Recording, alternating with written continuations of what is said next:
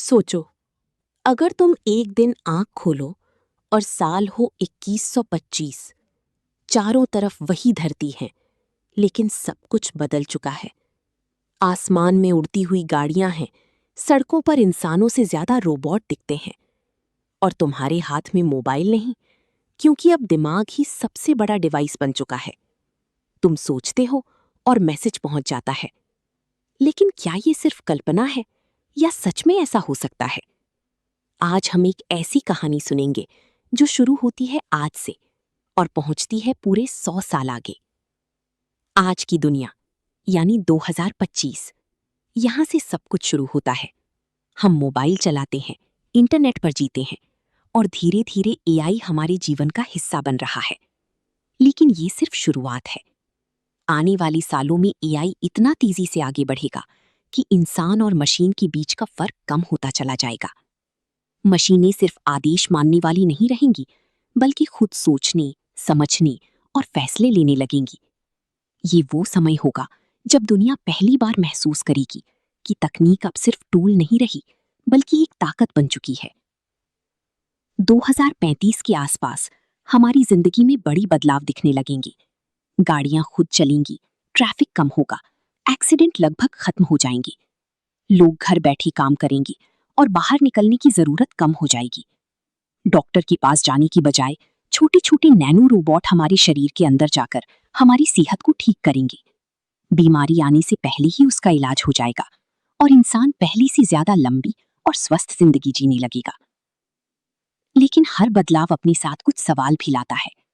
जब मशीनें इंसानों का काम करने लगेंगी, तो इंसान क्या करेगा? क्या नौकरियां खत्म हो जाएंगी या इंसान नए काम ढूंढ लेगा?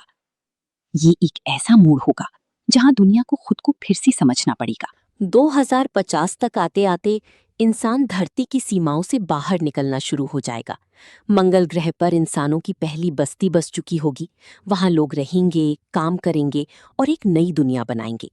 स्पेस ट्रैवल अब सिर्फ वैज्ञानिकों तक सीमित नहीं रहेगा। आम लोग भी अंतरिक्ष की यात्रा कर सकेंगे।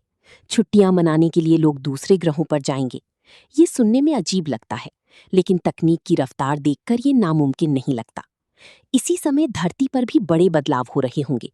कुछ जगहों पर पानी की कमी बढ़ेगी, कुछ शहर समुद्र में डूबने लगेंगे, मौसम पहले जैसा नहीं रहेगा, और इंसान को समझ आएगा कि अगर उसने प्रकृति का ध्यान नहीं रखा तो तकनीक भी उसे नहीं बचा पाएगी। इसलिए भविष्य का एक हिस्सा ये भी होगा कि हम अपनी धरती को कैसे बचाते हैं। 2075 तक इंसान और मशीन का रिश्ता और गहरा हो जाएगा। अब सिर्फ बाहर की दुनिया नहीं, बल्कि इंसान का शरीर भी बदलने लगेगा। कृत्रिम अंग, रोबोटिक हाथ पैर और दिमाग से जुड़ी मशीनें आम हो जाएंगी।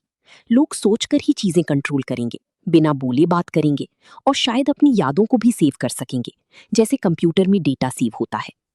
इस समय एक नया सवाल खड़ा होगा, क्या इंसान अब भी वही है या कुछ और बन चुका है? क्योंकि जब शरीर का हिस्सा मशीन हो जाए और दिमाग तकनीक से जुड़ जाए, तो पहचान बदलने लगती है। 2100 तक दुनिया पूरी तरह बदल चुकी होगी। शहर स्मार्ट हो जाएंगे, हर चीज ऑटोमेटेड होगी, बिजली साफ ऊर्जा से आएगी, प्रदूषण कम होगा। लेकिन इसके साथ ही एक नई समस्या भी आएगी, प्राइवेसी। क्योंकि जब हर चीज तकनीक से जुड़ी होगी, तो हर इंसान का डेटा भी कहीं ना कहीं मौजूद होगा, और ये तय करना मुश्किल होगा कि कौन क्या देख रहा है। इसी समय कुछ लोग एक अलग रास्ता चुनेंगे।